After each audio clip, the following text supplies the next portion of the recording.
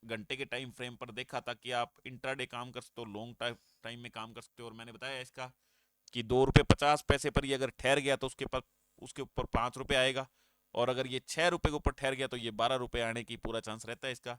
बाकी छोटी कंपनी है, छोटी कंपनी में बाई सेल होल्ड करने से पहले खुद का विवेक यूज करना है और अपने फाइनेंशियल एडवाइजर को पूछना है, अदरवाइज कुछ भी बाई सेल नहीं करना है।